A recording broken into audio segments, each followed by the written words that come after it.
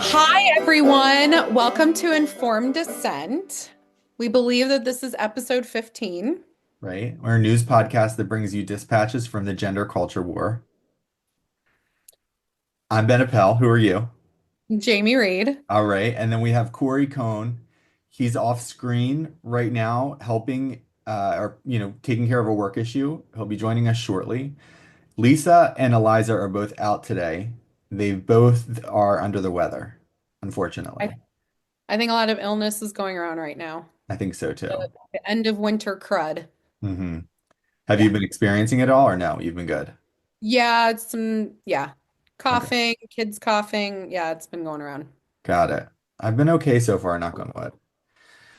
So what's happened this week? What's been in the news? What's going on? There's so much other stuff going on besides like there's not gender isn't really the focal point of so much this week, which is kind of nice, I guess, but there's a lot of drama with tariffs and with different protests and this and that. I'm not going to even get into all of that, but that has taken up a lot of the convo this week.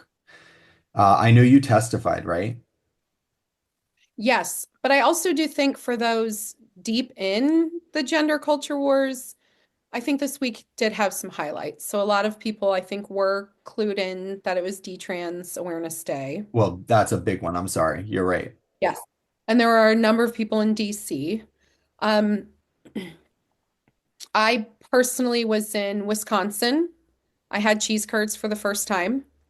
I was impressed, I will admit. I don't even know what Um, that is. What's a cheese curd?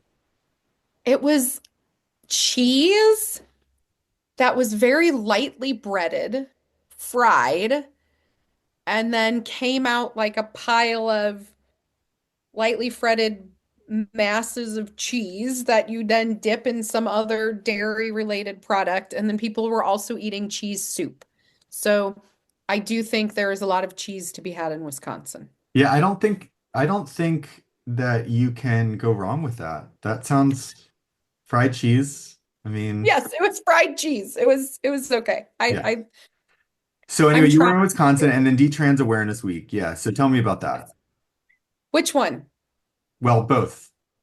Let's start with Detrans Awareness. Is it week or day? Day. So Okay. Detrans Awareness Day occurred this year. It's an international event, and there was a pretty well organized speaking engagement in Washington, D.C. They brought together a number of some of the more public detransitioners. They spoke, they held a press conference.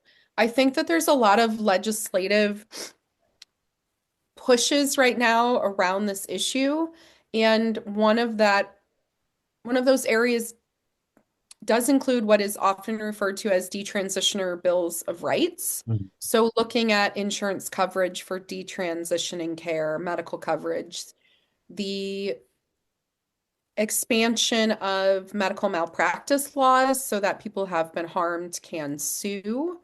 So that was a pretty big conversation going on in DC this week. And Okay. I flew in and out and I had lovely meals with a number of the detransitioners who are so gracious with me and they embrace me with so much kindness. And we have a lot of really good emotional connections.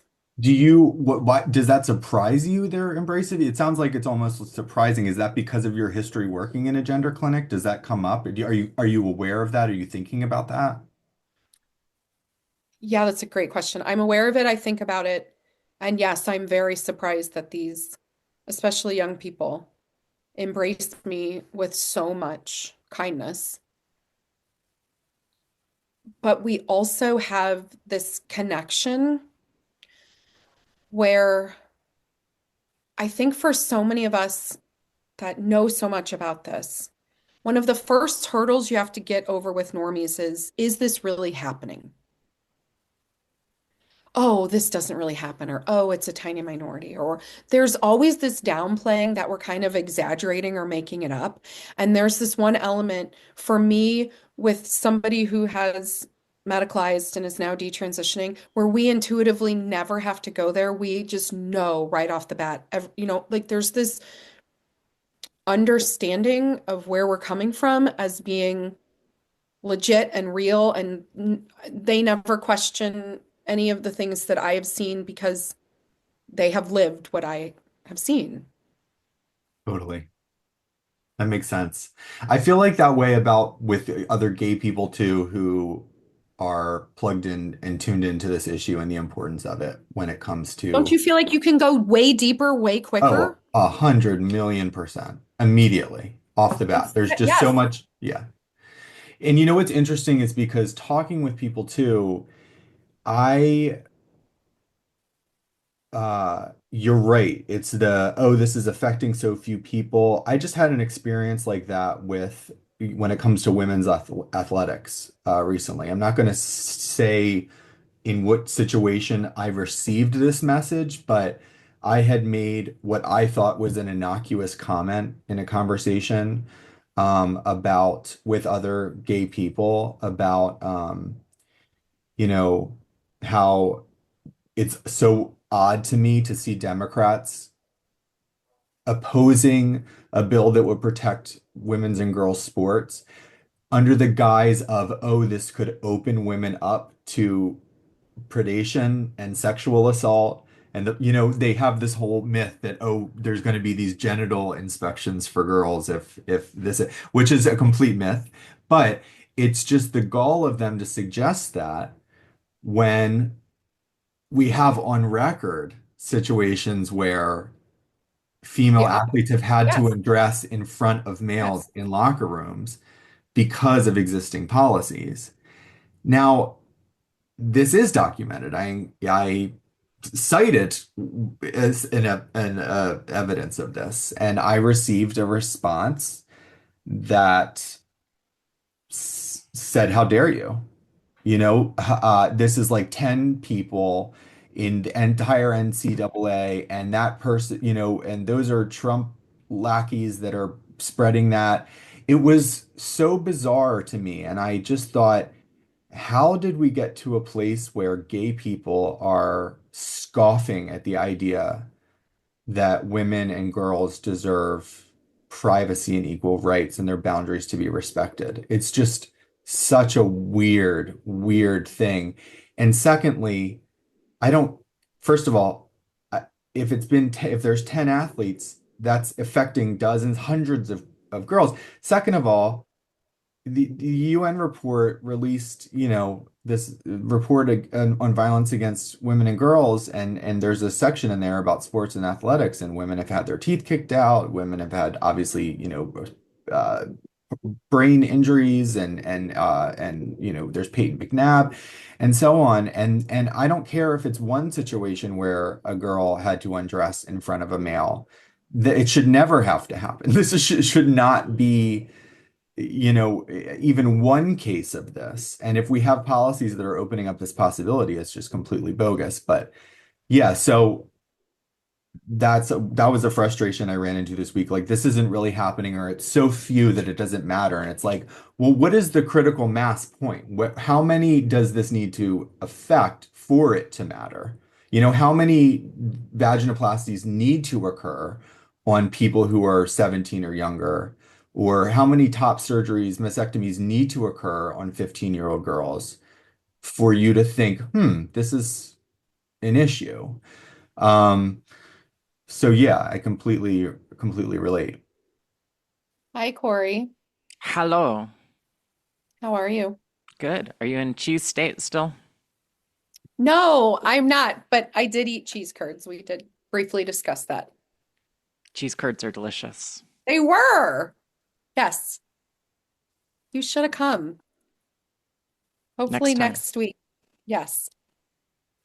So yes, I was in Wisconsin and I did testify, and there was a powerhouse kind of team there. So I love walking in to a hearing room like that when you're normally alone and really have to be on edge, and having Jamie Mitchell and Sasha from Gays Against Groomers already, sitting there ready. Um, Moms for Liberty was there. Parents for Ethical Care. Jeanette, I'm sorry, I'm Jeanette, swat. Jeanette's amazing. Yes, yes, Jeanette. She is fearless. She just rides in like on her soul horse, and she just will go into town. Can She's I tell you a just story about her really yes, quick?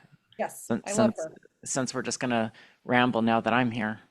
When we were testifying in Texas in 2023, the this is the same day I think that the activists in the evening did the die-in, but there were probably 200, 300 uh, mostly gays and lesbians showing up, and they were in the outdoor rotunda chanting multiple levels with porch or like outdoor balconies that you could stand on. Hundreds of them chanting. They got all their little orgs there and stopped the trans genocide, blah, blah, blah, blah. Jeanette and I came out and stood right in the middle of all of these activists yelling and chanting. And uh, if they had any idea who we were, they might have objected to us being there. And any of them could have recognized either of us because neither of us are particularly anonymous. But they didn't. And we just stood there taking it all in for 5 minutes or so before the noise became too much to want to deal with. So we just walked back and met up with our group. But that is a woman who would face down any danger unflinchingly. And I have so much respect for her. She also sees the logical in what's the word where she immediately like she'll hear a sentence and she will immediately point Yes, out this is logically not this is illogical. that's right. Yeah, she's so like super smart, really quick at it too. Yeah, she's great. So she was there. A lot of good testimony. Um, Dr. Travis Morrell was there also from Colorado. I do have a lot of hope because now it seems like state after state, we're not, one off. And there's a good number of us who can provide really good testimony too. Let's talk about your testimony. So I watched it yesterday. I was really blown away. When did this occur? Was it yesterday? No, the day before. Day Oh before, my okay. God. I I saw it. LGBT Courage Coalition posted the video of it. I wanted to yeah. play it for the. Are you okay with that? Yeah, good. Yeah. Is it the first question that was asked? It is I don't know, whichever one I retweeted that was getting retweeted, Jennifer Say, a Yes. lot of different people, Julia That's Mason. the, yeah, that was the first question. Yeah. Feel So, free. so okay, good. Because, I wanted to play it for our audience because it's a really, really powerful testimony, and then we can chat about it a little bit. And Corey, I'm not sure if you saw it, but I'm gonna put it up now. It starts with one of the representatives asking you kind of a rambling question about what sounds like how you changed your mind, how you came to see things differently. So we'll get through that rambling question for a second, and then it'll get to your testimony. So I'm going to play that now. Was it the science? Was it the witness? What part changed? And then is there anything in your testimony that you wanted to say that you weren't able to say as a result of you said there's questions that you could answer? Thank you, Representative, for the question. Yes, I was once an absolute true believer. I trained judges within the state of Missouri around gender affirming care. I trained all of the other divisions within the hospital setting around what is referred to as gender affirming care. I believed wholeheartedly in this protocol. My spouse is trans, who has now walked back her transition. She was trans for 13 years. There were 3 aspects that made me come to change my mind. Number 1, this protocol itself was built on regressive stereotypes and is homophobic. The first 70 children that were put through this protocol, 68 of them were same-sex attracted. The entire DSM protocol is based on stereotypes about what sexed behavior looks like, and most gays and lesbians in childhood do not fit the mold of what regressive stereotypes look like for sexed behavior. Of the 71st children that were put through this protocol, one of them died because the protocol itself destroyed what used to be the way that we would invert an adult's penis to make it a vagina. The puberty blocker itself makes the penis not grow to the point where that child was put through a vaginoplasty that used their colon instead, and they died of a massive infection. The protocol itself is homophobic. Number two, I saw a patient population go from 4 new intakes per month of children who are mostly prepubertal boys to 50 to 60 new patients per month, and 80% of them were teenage girls. Guess what teenage girls have in common? They are absolutely susceptible to social contagion. This occurred right when COVID lockdowns happened, right when we stuck one of these in all of those teenagers' phones, and right when we saw all of these girls watching videos. We actually referred to it in the clinic as TikTok ticks. They literally were parroting and coming into our clinic with the exact same storyline that they learned online about what it meant to be trans. And then third and finally was that I actually harmed patients. This protocol itself physically harmed my patients to the point where I was sending children to the emergency room for emergency surgeries after they had their first sexual experience and their vaginas were ripping open. We removed the breast of a young woman who called us back begging to have them put on. She not only had detransitioned and was re-identifying as a woman, she was also pregnant. She also grew up in foster care, and she literally told us that part of this identity for her was a social contagion. So I absolutely had to change my mind because ethically it is the only right thing to do. And I beg my party, please do the scientific right thing. Thank you. All right. So yeah, I wanted to play that because it was really great. It's you so succinctly put in, kind of breaking down the origin of the Dutch protocol. That we've talked about this before, but that this was about the boys essentially, or about, uh, the necessity of blocking puberty to keep males from masculinizing during puberty so that they could more adequately, possibly more adequately pass as female in adulthood. Um, and of the first 70, um, you said 68, and you had 68 were same-sex attracted. Um, and I think that's right. I mean, I know that as far as I remember, just one was heterosexual. I think like 62 were gay, 7 were bisexual. They stated that they were attracted to both sexes. So at least 62 were just gay. And then another 7 or so were bisexual, one was heterosexual. So you're right. This did start as there were a lot of young people coming to gender clinics, most of them boys. And I think this has to do with society's lack of acceptance for, girly boys, gender nonconforming boys. It's fine for girls to act like boys, but it's unacceptable for boys to act like the typical female. Um, and there that was a problem. What do we do with these sissy boys? And maybe they're really girls. Maybe they can be girls. Maybe we can raise them as girls. Maybe they can become women. And that was what, was going on with this. And they also saw that adult trans women were not faring well, that there were high depression rates, there was high suicidal ideation, there were actual suicides.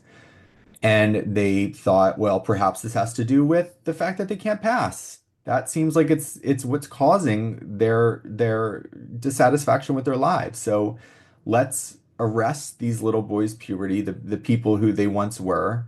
And again, the problem was, okay, weeding out which kids are going to decide to transition and attempt to live as the opposite sex in adulthood. So there's filtering that.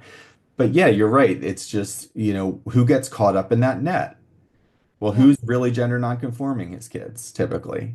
Who are the girly boys and the butch girls? Well, they're typically gay, they grow up to be gay men and lesbians. So so every time I do this, I struggle because I just want to talk to the Democrats, and I feel like I never break through and reach them. But I wonder, Ben, if you think that this is successful in terms of messaging to that party. And then Cori, um, you have testified before. Do you even worry about that anymore, or do you just say what you feel like needs to be said? You go first, Corey. I always try to talk to the Democrats, but I try to call them to courage because here is a fact. Many, not all, but many of the Democrats are aware of the complexities of this issue. Many of them, if you are able to talk to them one-on-one, will admit that the issue is not as partisan and is certainly more difficult to understand than how it's portrayed in the media. Okay, so But they get it complex. they are in a tribe. So this is we are somewhat in a tribe also. And by somewhat I mean we are totally in a tribe. But they are also in a tribe. Their tribe, the Democrats, do not have a tribal value of independent thinking in this day and age. That is not a tribal value. Jamie, I don't know if you're muted or just I'm not muted. But I thought that they did. Was I no. naive? No, this the Democrats broke in November of 2016 when Hillary Clinton lost. The Oh, Democrats okay. went into a an echo chamber. By the way, hilariously mocked on Saturday Night Live, and they had a little segment where everybody's living in a dome and everything's perfect. That's the Democrats. Wait, And there's a segment about yeah, 2016 and Hillary well, went in there. it's And open to interpretation. That's how I interpret it. okay, okay. I will find this. Okay. So that's when The they broke. they broke, so they became extremely dogmatic. Everything was about how terrifying Trump is, and the idea here, and it all stems from this. I'm confident. If you say anything like, "Yeah, on the whole, Trump's not that good, but at least it seems like he was making some progress with peace in Israel, right?" If you say something like that, how could you possibly defend Trump? What's wrong with you? So even just saying anything remotely nuanced about Trump would get you thrown out of the tribe. And there are some very smart people who noticed that these tendencies were happening and kept driving the party further and further to the left because any sort of disobedience from, you could say, Me Too, you could say George Floyd, you could say COVID masks or the COVID vaccine, any deviation from the consensus of the tribe, people were just getting thrown out left and right. So many of the people who are gender critical now were very far on the left and went, you know what? I've been a defender of women's rights for decades, and I see that there's you could either have policies based on sex or policies based on gender identity, but you cannot have both of those things at the same time. And I think sex is more important. Boom, those people were gone. Gone. And here's a really good example.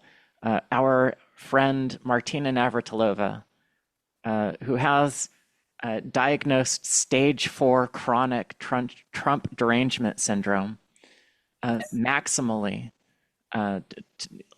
Like I can't follow her Twitter because it's just like I think she has a little shrine to Rachel Maddow in every room in her house. Totally stage 4. She's exiled from the left because she doesn't think that men should be in women's sports. So Okay, I'm going to interrupt you here. yeah, If anybody has a shrine to Rachel Maddow in any room of their home, I would love to see it. Please take a photograph and put it in the comments yeah, because please. that would be amazing. But you can see that just one variance on any of these issues causes somebody to be thrown out of the tribe. And it's especially difficult for any of these politicians because their ability to be reelected depends on funding from this tribal source. And we are in a post, oh gosh, what was that court case that basically allowed as much money to come in? Yeah, I know what you're talking it's about. at the tip of my tongue too. It'll come back in just a second. I'll look it up. The NGOs became so powerful. The parties are weak right now, at the state level and at the federal level, and the shot callers are the people who can control these fundraising PACs, which are extremely tied to these NGOs. So the Democrats don't want to risk losing power by saying anything that is that the tribe doesn't want to hear. And do you remember it? You looked it up? Are you talking about Citizens United? Yeah, Citizens United. That's exactly That essentially gave personhood to corporations, orgs, etc. Well, they already had personhood. But it allowed like unfettered, unlimited money essentially to That's come in. correct. That was the Okay. consequence. So is Citizens United. Yes. Okay. So after Citizens United, which the Republicans were all for and the Democrats were all against, yet everything flipped 180 degrees. The Democrats became the party of the corporate funding. You can see that. Go all the way back to Hillary Clinton. You can see that the Republicans have had much less public fund or corporate funding support over the last 10 years. But that's the situation right now. So the question is, how do we affect a group of people who are so entrenched in tribal thinking that is also hostile to any sort of heterodox contemplation? Well, okay, so we have MAGA. I'm sorry. I mean, I've seen MAGA become more and more like the Democrats in the way that they were. I'm not saying that all Republicans are behaving in this way, but certainly this, any kind of criticism of Trump in MAGA is you're kind of seen as, oh, you're not real MAGA. You're not real. Yes. You're not with us. So one of my biggest concerns, maybe my main concern about him being reelected was how the reaction was going to be among Democrats and on the left. This idea that, for every action, there's an equal and opposite reaction. And like you talked about, Corey, in 2016, people's brains breaking. It's like, okay, yeah, the Democrats broke, but there was also, there was just such a clash, and they both reacted on each other. They both were, Trump's obviously very reactionary. And so, it was all of these people just reacting to each other, and that's what it was for, and has continued to be.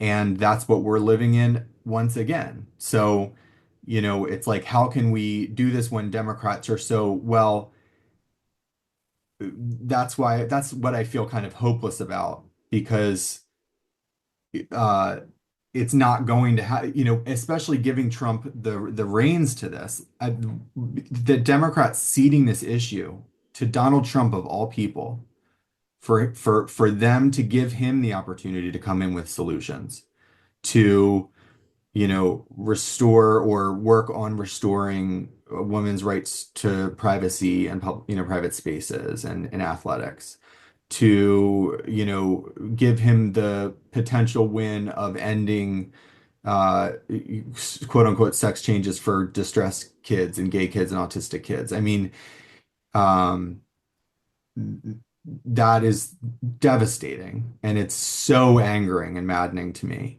But you're right. How do we do it? But I just don't think, as long as it's him, and it's never gonna we're never gonna get past that. I don't know what's gonna happen. We can't go back in time, but I still have a number of individuals who still wish on this issue that Kamalama Lama would have won,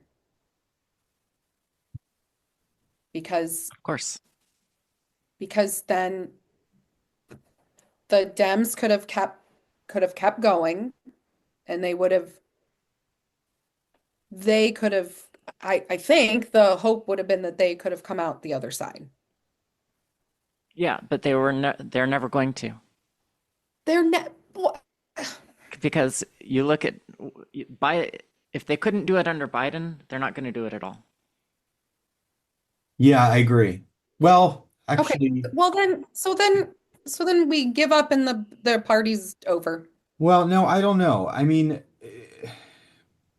and we all become libertarian independents like Cori. Sure. Yeah. I mean, if I had known that the Democrats were going to die on this hill, I wouldn't have been fighting against this so hard. I'm totally fine with the Democrats never being in power again. I'm not a Republican, but I think the Democrats have horrible policies. So I'm totally satisfied if they want to wander in the desert for the next 40 years. I'm not sure that the Republicans are doing a lot better. I can spend the next hour criticizing them, but gosh, Democrats. You know what? You can't run. You can run a city on compassion. You can run all of your local services on compassion, but you can't run an international federal government as with compassion as your number one guiding value. It's just Okay, impossible. but I think I think there was a Democratic Party that was not interested in running the federal government on compassion. Yeah, there used to be. Clinton did Clinton not balance the budget? Bill Clinton. That's what I'm Bill saying. Clinton. Yeah, He he did it also with came he did it with in, Newt Gingrich. but he also came in and he fired a whole bunch of federal workers like Trump is doing right now. Yeah, I the mean, Bill Clinton was what was called a yellow dog Democrat, and all of those people are gone now. They've been removed from the party. There's no moderate Democrats. Your most moderate Democrat is Amy Klobuchar, right? Where are the rest and of the moderate Pocahontas. Democrats? and who else you said, Jamie? Sorry, it was bad. I said Pocahontas. Oh, No, she's not. Are you kidding? Are you saying she's I moderate? no, joking. think Right? she's moderate, but No. She's one of the most far left members of the Senate. Yeah.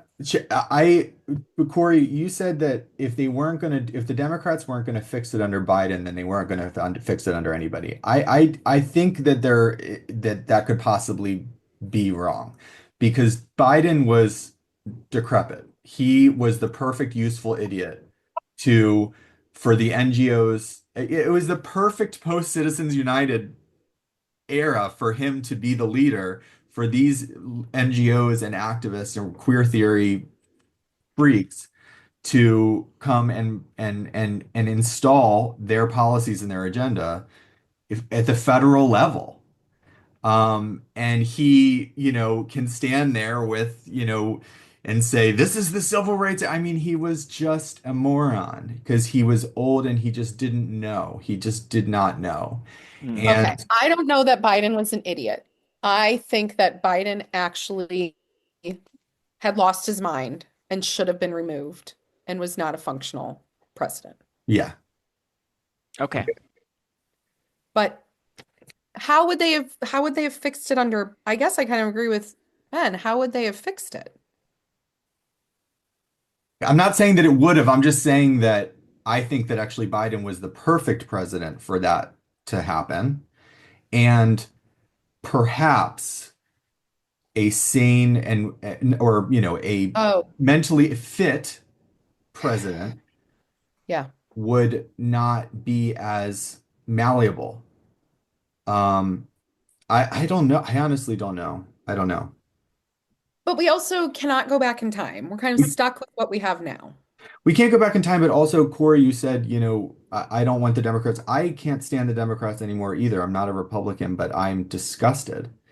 And I, tweeted this the other day, but it's just like, what's so aggravating to me is that they still expect me to trust what they have to say, about the economy, about foreign policy, about, yes, tariffs could be an absolute disaster. Do I feel, calmer that we're possibly getting into these trade wars with the European Union and with Canada? No, it doesn't make me feel good at all. I'm like, what the hell is happening? This makes me feel stressed out and Hmm. this, I don't think this is good.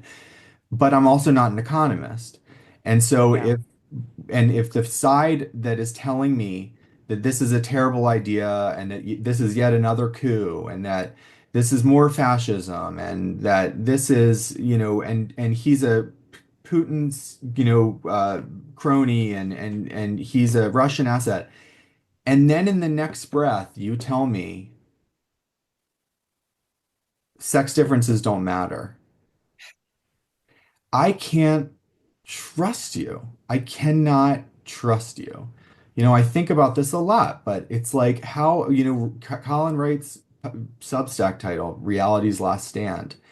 There is there's an importance of acknowledging like the building block of life and material reality and understanding who we are and where we come from.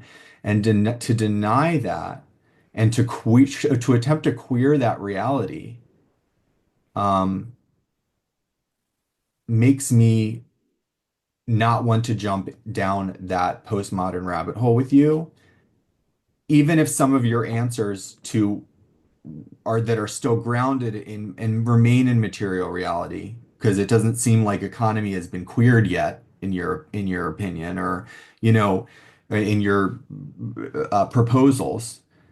I don't want to go down there with you. I can't. That is a civilization ending, just complete nutso world that it's through the look of Yes. fact that I can't do it, right? Okay, so then let me ask Corey this because I like hope and I like to feel like there's something positive. So Ben, I totally I agree with you 1,000% that as soon as I lost all of my trust in the Democratic Party and in the institutions around gender, it did make me start going, "Uh, what the fuck have I been wrong about everything else?" Like, so I've felt that. But I also don't know that I have the same positive outlook or trust that you have, Corey, that the Democratic Party can just go wander in the desert for 40 years and we're with Trump and Mac. Like, how does this work? How does this work out? What do you mean? I didn't say Like, anything about trust. but The you what? seem like he didn't say anything about trust, is what he said. But you Yeah, seem like you're like, okay, I guess, is there this, I will say I'm now going to be 45, and there is some part of me that basically is like, you know what? On some level, it doesn't really matter who's president. that's true. My entire life, I've still had to work a job, been able to feed my kids. It's been tough in some years and better in others. Honestly, probably the years that fiscally was the best was when Trump was in office the last time, and we got a child tax credit that was amazing for a number of years. I mean, like, I get that on some level it doesn't matter who the party in charge is and who the president is. It doesn't. Is that kind of where you come from? That it's all a wash anyway? That America will stay standing? Well, America could stay standing. In order for America to stay standing, though, the citizens have to, at some level, have some common beliefs. We can't we can't continue to exist if everybody believes something different. And That when people say this is civilization ending, it is true. well, that's what I believe. That's what I believe. I don't. So here's the thing that I really believe, and I made a comment on my X account the other day that my gender identity has turned into smoke in the crucible of time, but the libertarian gold still remains. Yes, I did see that. Yes. I believe that no society where a compelled belief that it's possible to change sex, where that's the norm, I don't believe that any society can continue to exist, because if you can be compelled to accept, to affirm something which is blatantly unreal, there's no place where that compelling force will stop. So if you're going to be removed from your job for saying that men can't become women, if you're not allowed to have positions in society, if you're not allowed to hold public office because you say men cannot become women, then we are living in an unreal Orwellian state. And I can't tolerate that. If we can't say things that are true, if we're going to be punished, if we're going to be possibly thrown in jail, if we're going to throw morticians in jail in Colorado because they recorded the sex of the deceased person accurately, this is not a society that can continue indefinitely. I believe this is civilization ending. I don't know that it is, but based on my belief, I have to take action if I think that there's something in this civilization worth saving. And I really think that there is. I think that the Democrats, if you talk to them one-on-one in a closet that's been soundproofed, and there's not another human person in a mile radius, that they'll probably say what they think is true. They'll probably agree.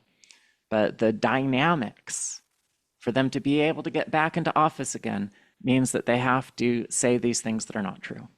Okay, but I don't want you in office again if you cannot stand up for reality. Yes, for either party, actually. Correct. Yes. But also, am I the only one that's fucking terrified? Of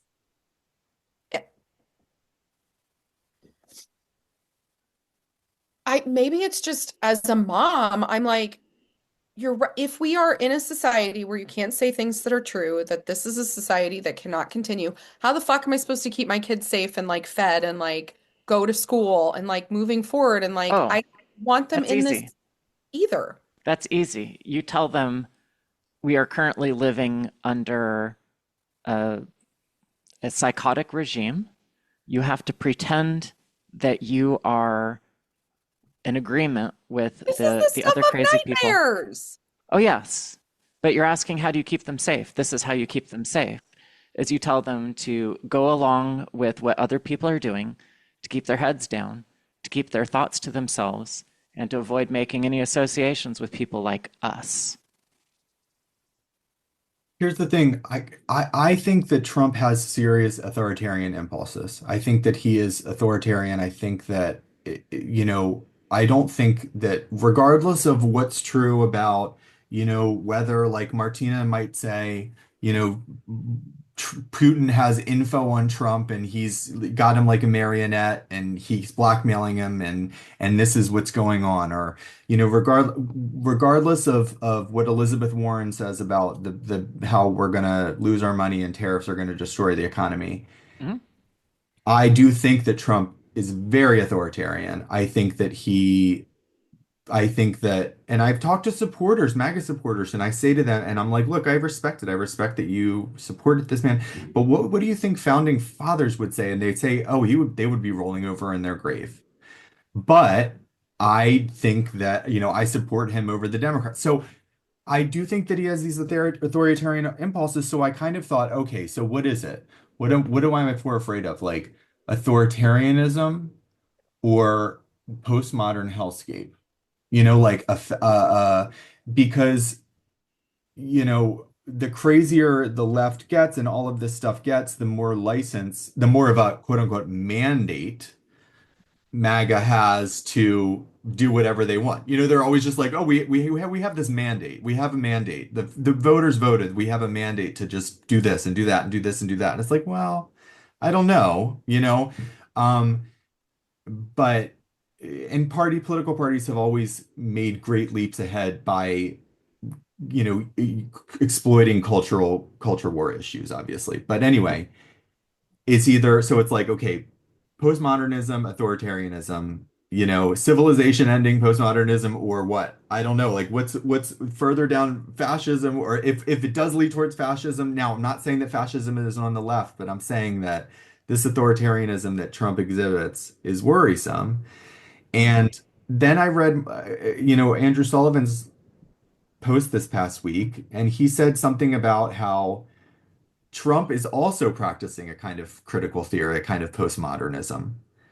He makes up truths, he makes up things, Sure, he sure. goes with what, and then people believe him. Mhm. That it suddenly what's true is something different than what was the day before. So does that give me 1 point for the left? Does that give me 1 point for Democrats and -1 for the side of Trump? Well, you're mixing two things here, Ben. I'm going to call you on it. Okay.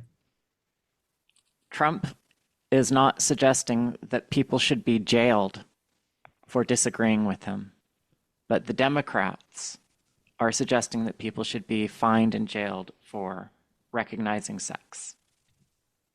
So I don't disagree with you saying that Trump himself has authoritarian impulses, but I don't think that that mentality has spread out to all of the members of the Republicans. But the Democrats have taken on this ideology and have internalized it. When And Trump is Ben, gone, I don't think the Trump mindset is going to live past Trump. and when Ben was saying that, this is the first thing that I thought about. So Trump gets elected the first time. Pretty much the first thing that journalism, like, well, one of the first things post-election that was all the hullabaloo was about how many people showed up for the inauguration. Right? He tried to be like, Yes. it was the largest inauguration that ever occurred, and there were bajillion people there, and journalists were like, no, we counted, there was only 100,000. Um, at the end of the day, though, there really was an inauguration, and there really was a crowd that was there, and there was like that was based in reality. It did occur. Like, was he wrong on? I think he's more of an exaggerator and more of a how can I spin this to make it work for me than a like, than I think some of the Democrats who truly believe you should go to jail for writing down biological sex on a birth certificate, it's not because they're just a narcissist and they're like, this is what's good for me. They truly believe that like that is the right thing to do. Not that I want to get into this because I'm not the person to be an expert, but like Corey, you said, and Jamie, you're saying this, Trump doesn't want to jail people who disagree with him. I bet you there are going to be a number of listeners that are going to say, what the F are you talking about? Look Okay, at but Mahmoud like, Khalil. Look at this Palestinian activist who is literally possibly being deported, and he got a knock on the door and he's been taken away because the Trump administration doesn't agree with his views. Now, obviously, I'm not saying that there are a lot of different things to argue. I'm torn about the whole thing, but because I'm not an First Amendment expert, okay, but I do feel like I'm a First Amendment absolutist, but I'm also just not an expert. So when I look at Marco Rubio's, explanation of like, look, green cards are contingent upon we wouldn't allow this person to come in if they were going to say I hate the West and I, want to destroy, et cetera, et cetera, et cetera, whatever. Although I don't know exactly what Khalil has said or done. I know that what's gone on at Columbia very well. I'm just not sure in terms of how much I can believe about reporting in terms of his complicity in specific fair. things. Anyway, I'm just bringing that up because It's a good example, and you're right. It's a good argument for that. Yeah. But also, Trump is just one, there are going to be people that hate me, idiot kind of narcissist who will go away. so you think Corey, you said you think Trumpism is not going to outlast Trump. I'm saying that Trump has his own sort of reality distortion field, but the reality distortion field mindset is not going to be distributed or carried forward. I think I agree with that I think so too. because I But think the yeah, go ahead. but the postmodern hellscape will. Will. Correct. Oh, fuck. Oh, God. This is like the heaviest conversation I feel like we've ever had. Like, oh my God. I've been reconciled to this for so long that it's just like it's just Friday afternoon for me. How? How? How do you just go to the grocery store and you're like, la la la, we're in the postmodern hellscape? Well, no, I think it's Corey, what's you've resolved this. You've resolved this, Corey, in Oh, terms of this quandary. What's worse? Like my question of like the Trump or the you've it seems like you've resolved the question Yeah, I'm still this battling. is one of the areas where I describe it as a disability, but I think about how the currents are going to carry us into the future. So what happens this year or this presidential term is really it's so near term that it's just noise right now. But what are the trends that are going to take us into widespread social changes 10 years and 15 years and 20 years down the line?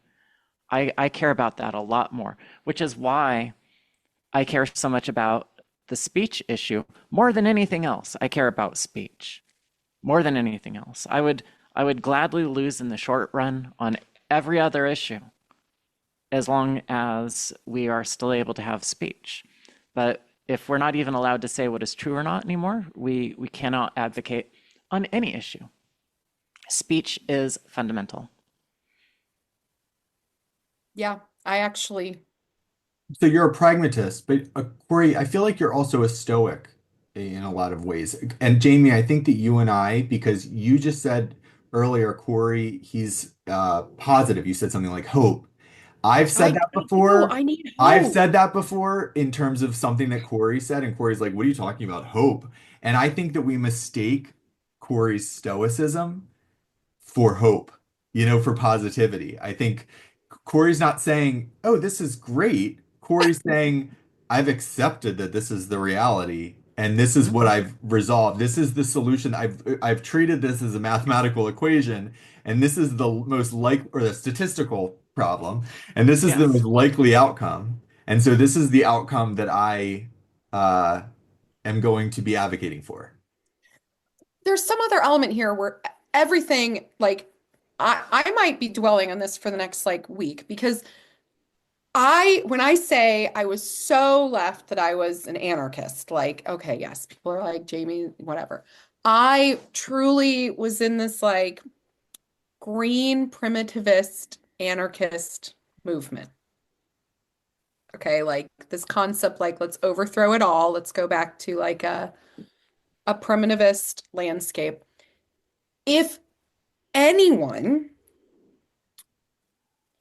could travel in time and should have just given, I wish somebody could travel in time and just hand me the littlest of note that just says the way to overthrow all things is to just say that men can become women. We could have had this primitivist anarchist glorious thing that I believed in when I was 20 back then. Well, I suppose that it's good that uh, Lear Keith had that same revelation before you did, realized how demented it was, and immediately took steps to try to prevent that from happening. I don't know who Lee or Keith is. Oh, you don't? Okay. You explain, Cori. Well, why And don't you? oh, okay. Well, I'll say Lear this. Keith hates me, so Well, I will say that I was way more obsessed with Derek Jensen and Derek Jensen yes. philosophical beliefs on anarchism, Okay. and read tons of Derek Jensen. And I think that Derek Jensen and Lear Keith follow kind of a parallel. Yes, they're associated with one Yes, another. yes. And so And um, an eco-terrorist group.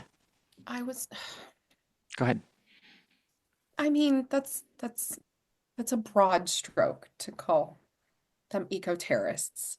But they were anarchists, is what you're saying. They were anarchists, but anarchists of the primitivist variety. So there's the red anarchists who are more IWW, Workers of the World Unite, that we still have factories, that, it's all the unions overthrow the owners, and then everybody just shares ownership of the factory. So that's more of like a red anarchist.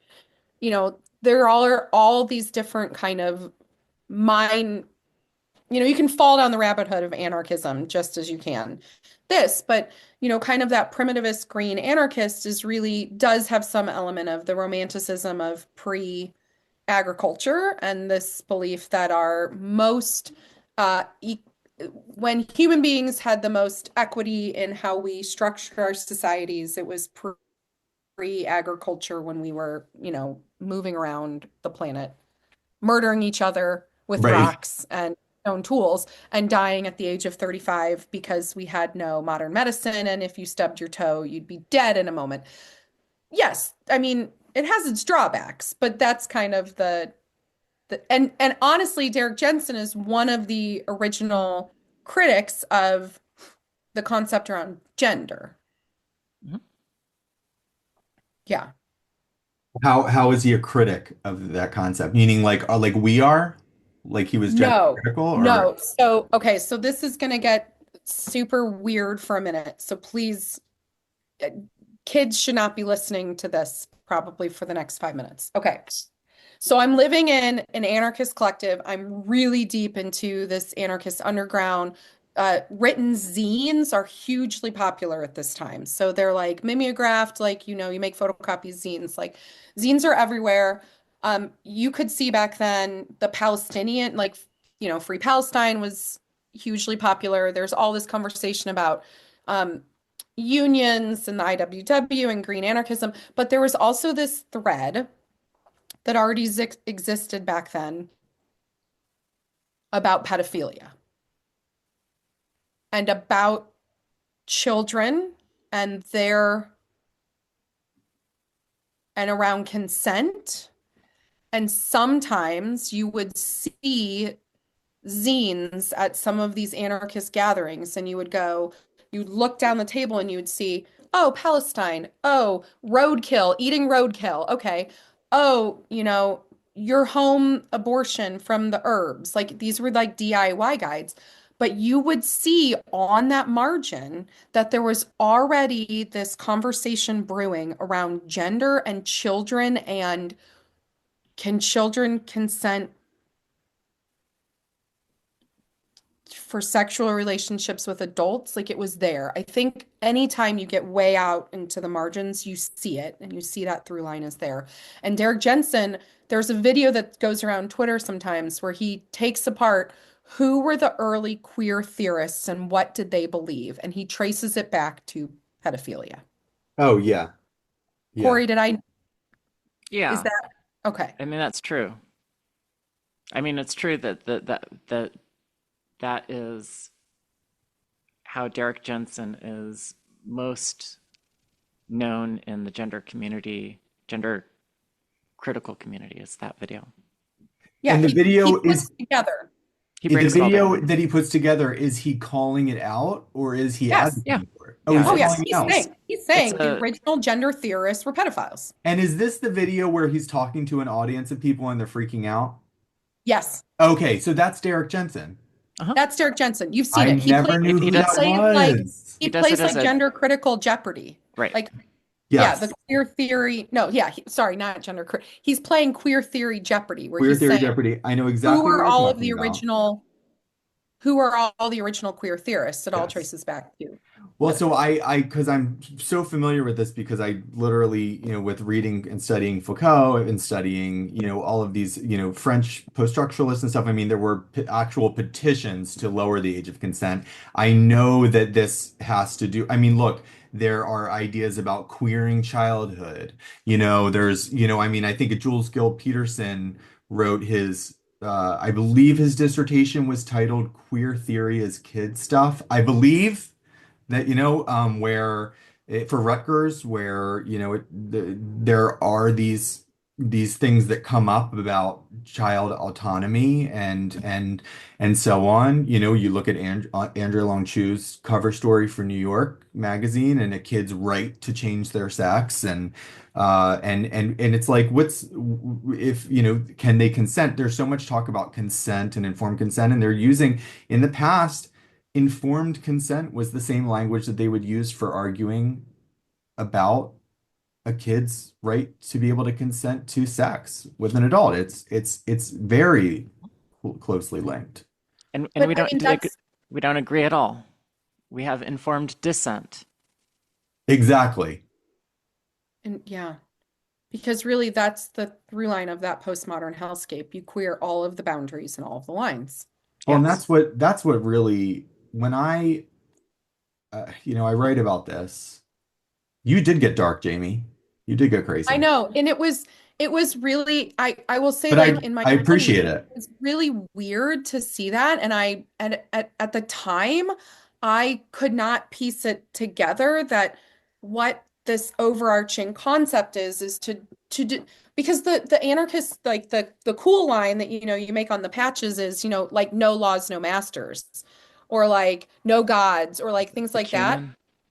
Yes, but like you never think, I never would put together no laws, no masters also means no laws, pedophilia. I mean, like but when you really hold these Huh? theories all the way, I mean, that's what it goes to. Could I ask you a question, Jamie? Yeah. When you believed in these things and you had a passionate defense for these ideas, were you aware that the changes that you wanted to see society adopt would lead to the suffering and deaths of hundreds of millions of people? Were you aware of it? And you were just like, this is part of the cost? I think I'm not the only person who thinks that modern industrial society also led to huge amounts of suffering and death. Oh my goodness. I mean, So do you, are you aware that in your lifetime that the rates of crushing poverty of people yes. living are you aware that those rates just in our lifetimes have like decreased by 90%? Yes, but are you also, I mean, I can flip this. Are you also aware how many species have died because of our overarching, you know, belief that we are the superseding species of the planet? So you were aware that the things that you wanted would have led to immense human suffering. I was also 20. Okay, no, And and no, no, I'm not no, judging. I I'm just think asking what I want to know is, were you naive and you didn't think about the consequences, or did no, you think it was about the not that. I thought consequences? about the consequences, and I also thought in measurement that modern industrial society also, I mean, Derek Jensen has like there's whole quotes, like great, we built a dam and now we have power, but how many millions of salmon died as they thrashed their Yes. bodies across the dam trying to go back upriver? I mean, like I it was not a naivety per se. Um, You just and there radical solutions call for radical measures kind of thing. I mean, Corey, are you asking because you want to try to draw a parallel between Jamie's radicalism and the radicalism of today? Like to maybe Yes. understand the mindset of younger people who are aware, I see what you're trying to do Well, here. let me put it this way. It doesn't matter how many of these young people uh, ultimately detransition or are dissatisfied with their gender affirming care, because this is such an important means of fighting against cis heteropatriarchy. So, no matter how many bodies suffer, it's for the greater good of resisting this sort of patriarchal society. and I absolutely see that and here's the thing.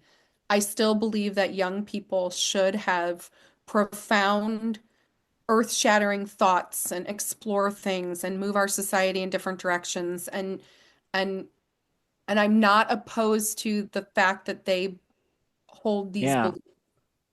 Well, let me keep going. Yes, keep going.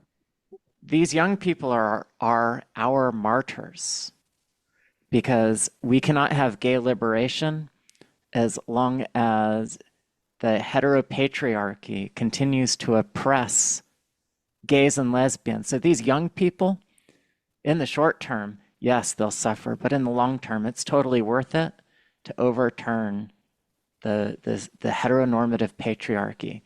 So these young people, in fact, they're just having different gender journeys. If they go through transition and stop, that's just an opportunity for them to see the world differently, and then contribute back to us with what they've learned. But it's worth it because it'll change society.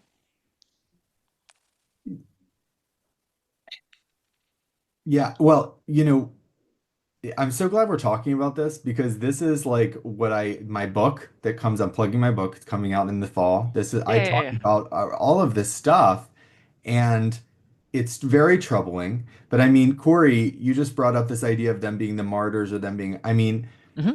you know, queer theorist, I think the name is Jasbir Puar, another Rutgers, I believe, professor who wrote a, a book about, queerness and homo nationalism or something like that. Because they just put out these ideas and comparing suicide bombing as a queer act. Uh-huh. Okay. You Right. know, we're here, Or self-immolation. we're suicide bombers, like we're queer. And it's like, eh, eh, cutting off body parts, these destructive acts are are that anarchist impulse. And it is, like Corey said, the cis heteropatriarchy. It's the fight against all of that, queering our reality. It's like the queer person, who transitions. You look at these folks, right? And you look at, older people, let's say gay people who are adults, okay? And they've been living gay for a long time. And then I love it. they're They've been living gay. yeah, and they get caught up in social justice activism, right? They get really, I mean, they're in the streets at those BLM marches, and then suddenly they're wearing high heels. And then suddenly they're, if it's a man, then suddenly it's like, oh, they're really experimenting with the androgyny thing here, right? Yeah. And then it's like, oh, they're trans, I'm trans, I'm a trans woman, I'm a woman. And then it's, all of these surgeries, and then it's, oh, I'm she they, and I'm, and it's full throttle into I'm, queer, I'm this, I'm that, and I'm, that's that impulse. The transing oneself, you know, making one's body malleable, cutting one's body up. That's the suicide bomber, who is fighting Western cis heteropatriarchy by blowing himself up. It's a queer act, and that's at least part of it. I think that it's multifaceted, but there are people that are moved and motivated by that, and especially young women.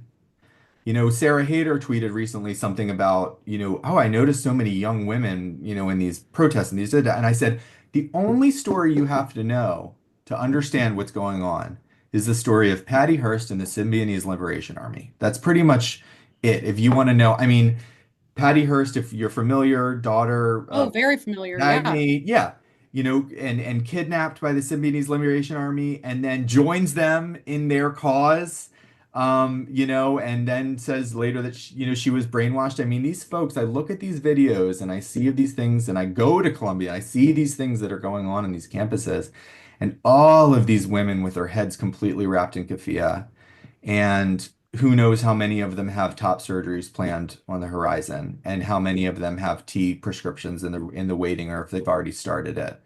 And how many have they pronouns, or they, him, or who knows what the fuck. And it is that impulse. It is. Um, my earth just shattered, and so we might want to wrap up in a moment. Okay. What What Sorry. happened? shattered it? I'm just curious. What What's going shattered it? on? Because to me, it's just Friday. It is no, JK just retweeted the video of me testifying in Woo woo. Wisconsin, and I'm just like, That's a big deal. it is a You're big you're deal. verklempt. It's Thanks, yeah, JK. Thanks, Joe. yes, thank you. Thanks, Joe. Also, though, it's tough because every wave where there's like more people that know I exist, there's more people that say I should be in jail. Um, you your apology is worthless. You yeah. It's just tough to see that. And it comes in waves, and and half the time when I want to reply to them, I'm like, you're absolutely right. Like I should have known better earlier. I shouldn't have done what I did, but I can only keep moving forward. But yeah, but That's that's my highlight of the week. She just reposted that hell video. yeah. Hell yeah. That's a good one. Corey, do you have a non-gender related thing or any kind of highlight? I went to my first Purim festival last night. How was that? It was fun. What It happens was, at a Purim festival? Yeah. well, what I was told is what happens doesn't get communicated. Oh But my God. I can tell you, we read some, we read the story of uh, oh my gosh, my brain is just like, don't Was say there that word. food? What's that? Was there Es, food? it's Esther and Oh, what's his name? I'm I a want to I'm say Ruth, but that's no, because it's of not. the red My tent, but I'm that's not it. no, I'm a see. I'm They're not going to let me become a Jew if I can't even remember something basic like this. That's But okay. You're new. You're new it's at it. I just know it, but it's one of those things because I'm I getting know. older now, the word won't manifest. No, So I know. I know it's terrible. I'm gonna be 50 in a couple of months. I, Isn't that terrifying? So I'm gonna like we're gonna get off and it's gonna come straight back. that's okay. Yeah, it's about how they foiled the plans of Haman, who's like, boo, who's trying to kill all the Jews. There's a VeggieTales episode about this too, in case you want to watch it. Nice. Yeah, yeah. Yeah, That's what we watched. Oh, I'm not supposed to mention that. yeah. I love VeggieTales. Anyway, What happens in Mordecai. Purim stays in Gosh darn it. Purim. it is Mordecai. Malachi. Yes, and it is the Not VeggieTales Malachi, episode. Mordecai. Oh, yes, it's the VeggieTales episode. Yeah, I couldn't get the word out of my brain. Okay, we are not going to link to VeggieTales in this podcast, please. I don't know. Maybe we will. I think we might have. No, no, no. Okay, no Okay, bet. Ben, No, what no was linking your them. what was Okay. your thing for the week? Let's see. What was my thing for the week? I enjoyed this. I really enjoyed talking to you guys today. Jamie, I It enjoyed was a your heavy one. speech. It was a heavy one. I got my cover, my book cover design. Hey, that's So gender that's related. ready to go. That is gender related. No, but do But you like it? congratulations. Book I cover's love so it. important. Oh, good. Love it Okay. because I Can you designed it. can So you I show love it? it. No. Can you I screen think share? I Throw it up. actually can show it Can because you? it's Aha. I approved it. You're the So model for it too. what's that? You're the model for it also. Oh no, I'm not the model for it. That's not Um, what you're telling us. Is it a Yeah, put risque it up on the calendar? screen. Put it up on the okay, so I'm screen. gonna put it up here. He's just being modest. This is what I did approve. So give me one moment here. Um, there might be some listeners that hate it. There might be some, Well, here we if they're just go. listeners, they won't have an They opinion won't, you're until right. they see it. Oh, Oh, that's the different from the one you showed me. It is different from the one I showed you. Okay, that's why you're not the model here. I think this is really powerful. There are elements too that, yeah, I think this is really powerful, Ben. This is really good. Thank you. I guess I'll put it in the note, or hopefully I'm gonna have a pre-link up, a pre-order link up soon. So for listeners that can't see this, and I won't be able to put it in the show notes, you'll see it soon because it'll be up shortly. But yeah, this is it, guys. Your exclusive. Beautiful. Well, you've worked very hard on this, so I'm very excited for you, Ben. Thank you. Yeah, Thank you. yeah, it's Um, excellent. yeah. Okay. All right, Well, till guys. next That was week, good. Amen. hopefully, the other ladies can join me back again next week. Absolutely. Have a great week, guys. Have a great week, everyone listening and watching. You too. All right. Bye.